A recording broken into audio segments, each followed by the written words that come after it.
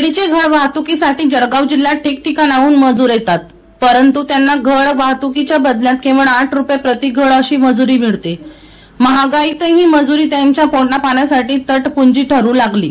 त्यामुळे त्यांनी 8 ऐवजी 10 रुपये प्रति घड दरवाढ करून मिळावी यासाठी काम बंद केले होते, परंतु त्यांना अपेक्षित असलेले 10 रुपये प्रति घड अशी वाढ मिळाल्यामुळे त्यांनी पुन्हा काम सुरू केले आहे। केळी उत्पादक जिल्हा म्हणून जळगावची अवघ्या देशात ओळख झाली आहे। या जिल्ह्यात देशाच्या कानाकोपऱ्यातून केळीचे मोठे व्यापारी येत असून ते ट्रक संख्येच्या पटीने केळी खरेदी करतात। ते बाहेरून येत असल्याने त्यांना घड वाहतुकीसाठी स्थानिक मजुरांची गरज भासते। रोजगारांच्या शोधात मजूर देखील ठिकठिकाणाहून येत आहेत। हे मजूर प्रति घड 8 रुपये प्रमाणे वाहतूक करून देत होते, परंतु महागाईत मोठी वाढ झाल्यामुळे हा दर त्यांना परवडत नव्हता। त्यात त्यांच्या पोटापाण्याचा प्रश्न निर्माण होतो।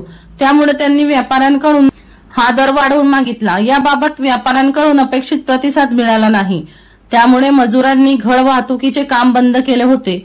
मात्र व्यापाऱ्यांनी हा दर वाढवून दिल्यामुळे त्यांच्यातील तिढा सुटला।